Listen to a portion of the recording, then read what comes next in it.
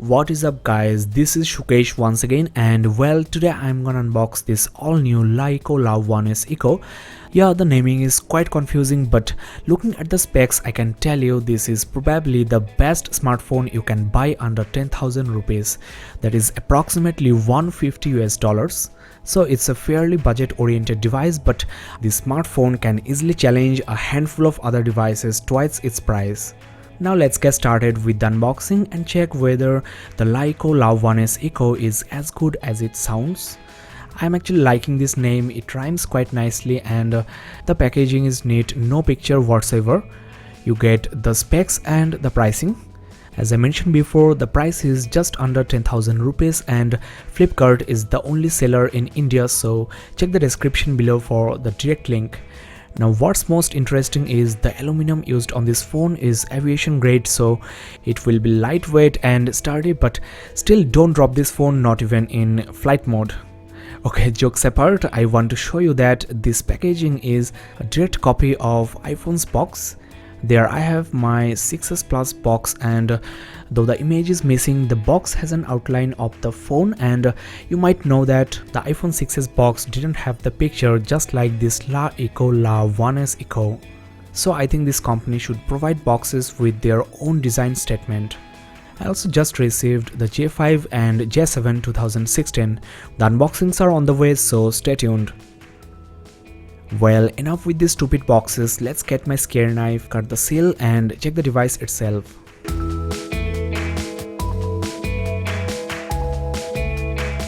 Well, there you go, the all new Laiko or LaTV Lav 1s Eco, and the company changed the name but not the box. The device looks really great. I haven't seen such a beautiful device in a long time, and let's first put this device for a while and check what's inside the box. Well, forget the box, I want to check the device first because it looks so sexy. I know there is a black border around the screen, but unlike most of the other devices doing this trick, the border perfectly blends with the display when the screen is off. Now, do you think this smartphone looks and feels as premium as an iPhone?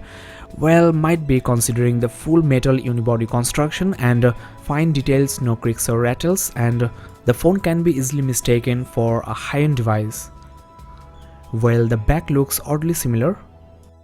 Most of the Chinese branded devices have this same look at the back. For example, I have here the Lenovo K5 Plus, which is nowhere similar to this device from front and side, but the back follows the same design principle. Let's quickly compare the design of a Samsung J series device, which has a similar black border around the screen, but it's noticeable. Let's quickly check the accessories you get.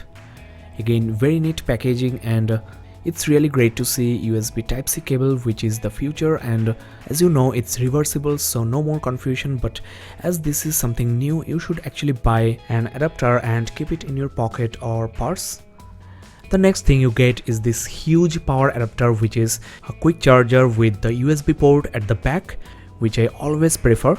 Now the output rating is crazy, 5 volt or 9 volt 2.7 ampere or 12 volt 2 ampere, so this is really amazing. I think you can charge the phone within 1 hour. I have to actually test it out, and I will talk about that in the full review, so keep in touch. I really hope the phone doesn't heat up during charging. Now unfortunately you don't get any earphone or headset inside the box, so consider getting one along with this device if you don't have any. Well, I just broke the box, so let's throw it away and check the device itself. Well, you might also need a cute little accessory, which is the SIM ejector pin. You also get the user manual as well. Now guys, let's have a close look at the handset. As I discussed before, this Lav 1s Eco looks and feels extremely premium, and if you are very style sensitive, if looks and design of a phone matters to you that much, then definitely get this device. Now honestly, the back look is not as exciting as the front, mainly because you get the same design on Xiaomi, Lenovo, that is on almost all the Chinese branded devices. Now friends, let me give you a quick tour of the exterior ports and design. First of all, you get a huge 5.5 inch screen, which is an IPS panel, and the resolution is excellent 1080p at 401 ppi. I will talk more about this display when I switch it on. Just above the display you get the sensors, both proximity and ambient sensors, and the ear speaker is just beside it. The front-facing camera is a 5 megapixel shooter with full HD recording. The capacitive navigation keys are hidden and they lights up when you touch. The rear camera shoots 13 megapixel images with its 1 by 3.1 inches sensor, and the video capability is up to full HD. No 4K recording of course. The maximum aperture is up to f2.0, which is also not bad.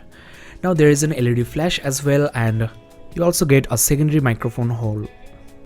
At the bottom you get the single loudspeaker grill and also the microphone hole, which also looks like a speaker.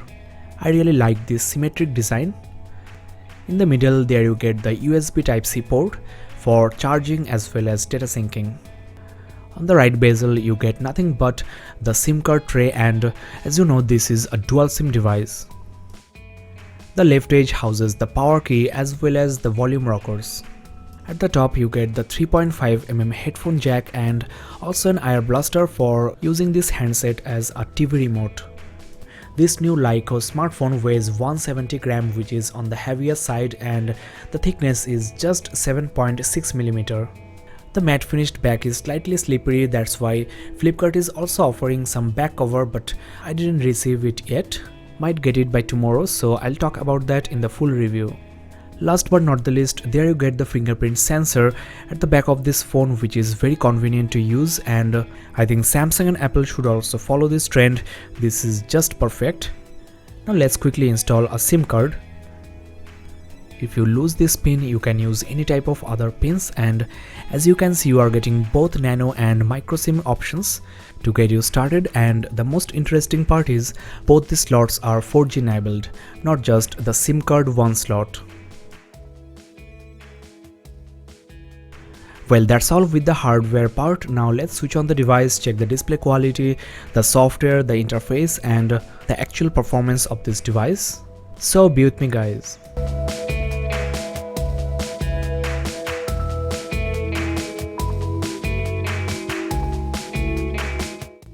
The fast boot has taken some time and now it's ready ultimately. Well, now you can definitely notice the black border around the display. With black wallpaper, it's not that much visible. Now you can see how thick is this. Of course, at this price point, you cannot expect an H2H screen like Galaxy S7 or Note 5. Now the pixel resolution is great, 400 ppi is more than enough. I cannot notice any single pixel, and the colors are very saturated, and the black level is also quite black. The brightness is also decent but not the best I've seen, so sunlight legibility might not be great.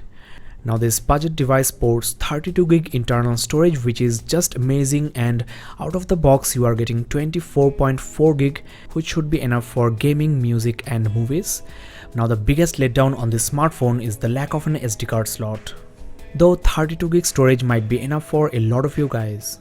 Now the RAM on this phone is amazing, 3GB, and before installing and opening any application I am getting 1.8GB free for the user, which is more than enough. But it's worth noticing the used RAM is around 1GB, and it's because of the custom interface on top of Android.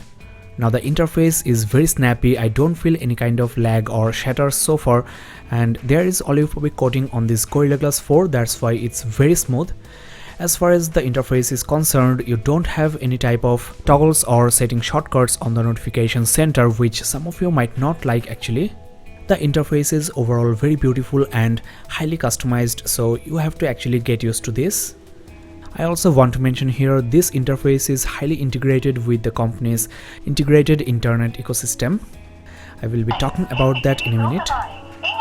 Now the loudspeaker seems quite loud and clear, at least louder than Samsung phones, so this will be great for watching movies or gaming. Now as I mentioned before, the extensive amount of customization done by Lyco is not to everyone's taste. To start with, there is no apps drawer just like iOS. I personally don't really mind that, but as we have seen on almost all the Android devices, you are getting apps from both Google and Lyco itself. Now, as I mentioned before, there is an infrared sensor at the top and you can control your La TV or other compatible TVs and devices. That includes your set-top box, smart box, sound system, your air conditioner or projector. Now with this Laviti application, you can access to contents worth 4,900 rupees, which includes 2,000 plus movies, and there are also few other apps coming up. For example, you are getting La Music with 3.5 million songs from 25 different languages in partnership with Hungama, and a service called Live with 100 plus TV channels. If you swipe right, you are also getting La View with your news feeds, and overall this ecosystem is highly based on online content.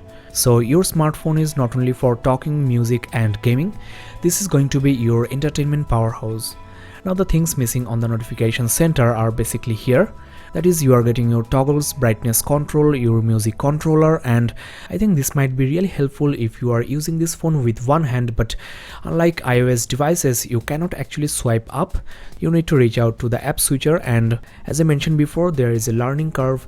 You have to actually get used to this, and this trace can be swiped left for more options. Well, I'm giving you an overview of the interface. Just wait for the full review where I'll show you everything on this phone and also some tips and tricks, as you know. If you press and hold, you are getting some customization options. For example, you can change the theme. 3 themes are preloaded, but you can look online for more. Now, as you can see, everything is changed, including the color theme, the icons and the overall feel of the interface. These other themes you can download and try. Let's try one. Let's quickly try the keyboard and the writing experience. Well, the keyboard is very smooth and also responsive. There is basically no problem typing with one hand. Maybe because I am personally using LG G4, which has this 5.5 inch screen. If you are coming from a smaller phone, then again you have to get used to this. With 2 hands, typing is obviously not a problem. I feel that this screen size is perfect for gaming. 5 inch screen size is not enough for arcade and action games. There you get the lock screen. It's just a simple clock and you have to swipe up to unlock. And of course you can use the fingerprint sensor. Next, I want to check the camera, which is a 13 megapixel shooter at the back and 5 megapixel shooter at the front. The autofocusing seems quite fast and accurate, at least on this viewfinder. It's great, and the subject area is highly bright. I don't know how will this perform in poor lighting condition. I will check that out and talk about that in the full review. You can also check facebook.com/gadgets portal for the camera samples. The front camera is fairly wide, which can include at least 3 people, and it also features an f2.0 lens just like the back camera. Now there are a bunch of options and features as expected from this phone, and I will give you a demo of all of these in the full review, so keep in touch. You can also record 720p slow-mo videos at 120 fps. Now let's check the images I have just captured. Well, the image is looking quite sharp and in focus. The color recording is also not bad. Check my Facebook page for the samples. Well, one thing I cannot but mention here, this part is actually getting quite hot and I'm barely using this device, but still the temperature is over 40 degrees Celsius, and well, here it's up to 44 degrees Celsius. I'm not playing a game or watching movies, listening to music, etc. And I'm also indoor with my air conditioner on, but still the phone is quite hot. This might result in poor battery life, and as you might know, this phone sports a 3000 mAh battery, which is actually quite good considering the screen size and the specs. I do believe that the company will release some OTA updates to fix this. Now under this display settings, there are lots of options I want to show you. For example, you can set the color mode, and also you can scale view for your convenience. You can also enhance the display for videos. There is even an LED notification light on this phone, which I missed actually because it's not visible when the phone is off, and I'm really glad it's there. Unfortunately, this smartphone is still running on Android 5.0.2, not 5.1 or Android 6. Hopefully the update will be released soon.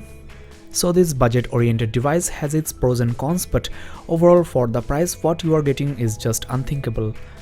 Now let's talk about the CPU and the GPU. This smartphone is powered by 1.85 GHz MediaTek Helio X10 octa-core processor, and the GPU is PowerVR ROG G6200. So this beautiful device is also a powerhouse. I will try some hardcore games and upload a gaming review on this phone as well. Well guys, we are almost at the end of this review, and I hope that you have found this video both interesting and helpful. The full review is on the way, so don't forget to subscribe, and if you have any query just comment below and let me know. So that's all for now guys, thanks a lot for watching. This is Shukesh and have a nice day.